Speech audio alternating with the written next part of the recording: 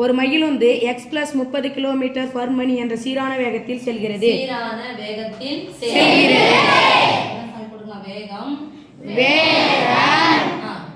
s = x + 30 மணிக்கு x + 30 km என்ற வேகத்துல செல்லுது. x + 2 மணி நேரத்தில் அந்த மகிழுந்து கடந்த தூரத்தை காண்க. y + 2 மணி நேரத்தில் அந்த மகிழுந்து கடந்த தூரத்தை காண்க. y + 2 மணி நேரத்தில் என்னத போடணும்? நேரம்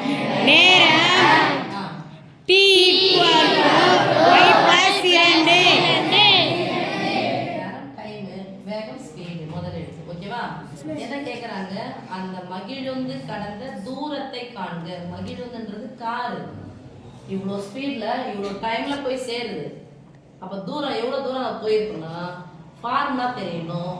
தூரம் அல்லது தொலைவு. தூரம் அல்லது தொலைவு.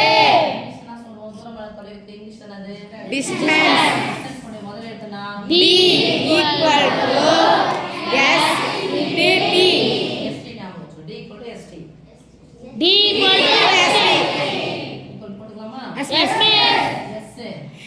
x + 30 இரண்டு உறுப்பு கம்மி போலாமா? x + 30 y + 2 நேரா பெருக்கலாம். 32 எவ்வளவு சாமி? 60 plus box x y பெருக்கனா xy box குறுக்க பெருக்கலாமா? s 2 × x 2x plus 30 × y 30y மொத்த உறுப்புகளா வேறுபட்ட கூட்டவோ கழிக்கவோ பெருக்கவோ வகுக்கவோ முடியாது. முன்னாடி குறியிலனா அர்த்தம் பிளஸ் கண்டிப்பா குறி போடணும். பிளஸ் 2 × 30.